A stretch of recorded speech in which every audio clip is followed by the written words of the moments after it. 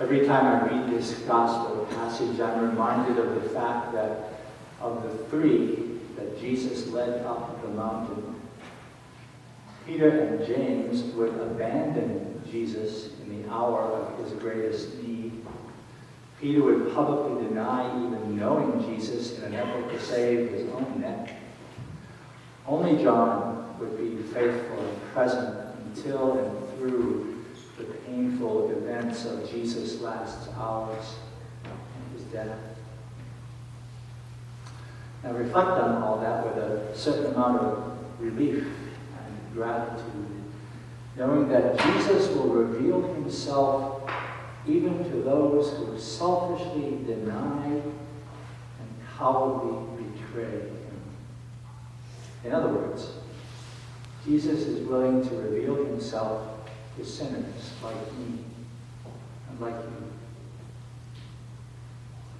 I'd like to think that if Jesus would take me up the mountain and be transfigured in glory before my eyes, well, certainly then I'd become a more faithful follower, a more loyal disciple, a more courageous witness than I am. But sadly, I too often follow the example of Peter and James more than I follow John. I'm continually surprised by the assumptions that many people make about the relationship that a priest has with Jesus and about the prayer life a priest keeps. Some folks think I pray all the time, when the truth is, most of the time, I don't pray as much as I should. I don't even pray as much as I could. Some people think that certainly prayer must come very easily to a priest. But the truth is that priests struggle in their spiritual lives in just about every way that you struggle in yours. Some folks think that a priest has the ability to hear God speak to him clearly in complete sentences, and very often. Truth is, I have never heard the Lord's voice in my ears. Though I'm grateful for the times when the Lord has spoken to my heart, even if his word to me there is always more suggestive than direct, more evocative than articulate, and more mysterious than explanatory.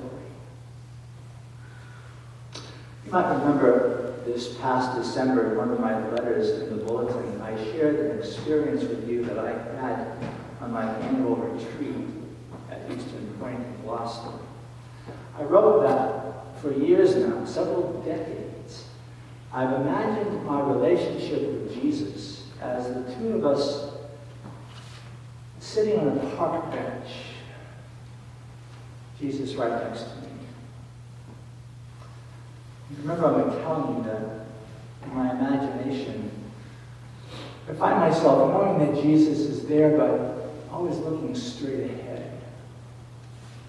I'm quite sure that if I turned, I would see him looking directly at me. But I don't turn. Something keeps me looking straight ahead. For years, I wanted that scene to change. Or better yet, I wanted me to change, to turn, to look into the Lord's eyes and to find him looking into mine.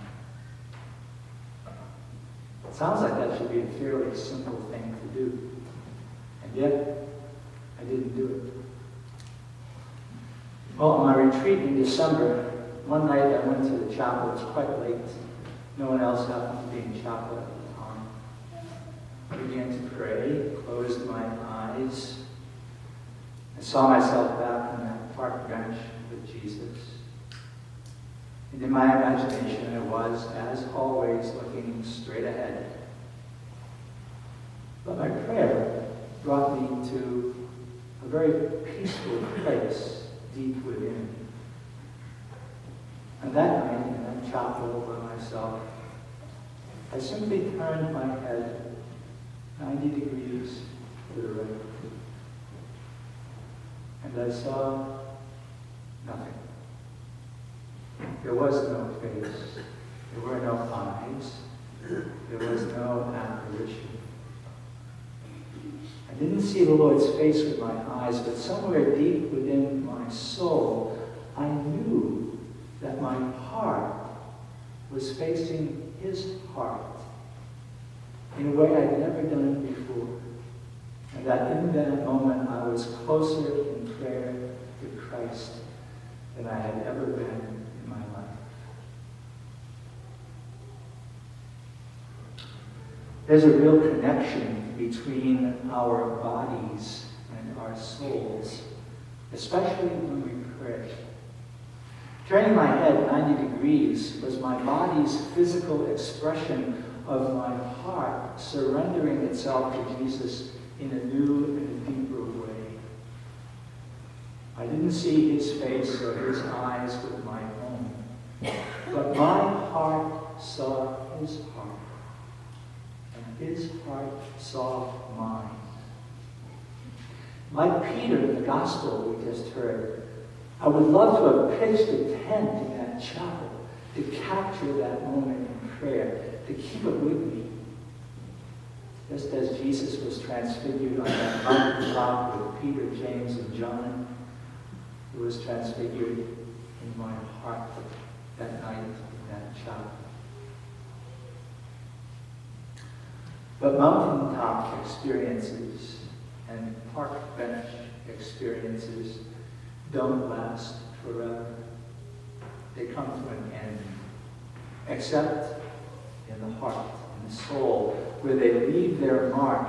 They embed themselves as benchmarks, as reference points, as memories of where the heart has gone and where it desires to return again and again. Lent is a season for drawing closer to Jesus. I pray that our fasting, our giving things up this Lent, will clear some space in our hearts and minds to provide a clearer, cleaner, less cluttered place where we might go to meet the Lord in prayer.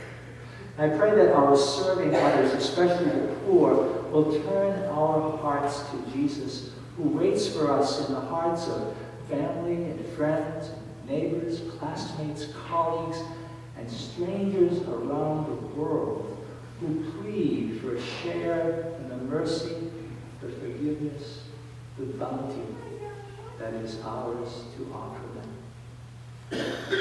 And I pray that in your prayer, this Lenten season, you might imagine and find a place for you and Jesus to meet.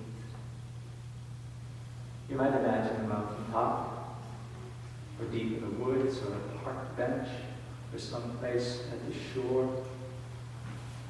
Imagine a place where he'll invite you to turn your heart to his, as he turned his heart to us on the cross, and as he does at this table, that our hearts will meet his, and his meet ours with grace and with a deeper peace than you and I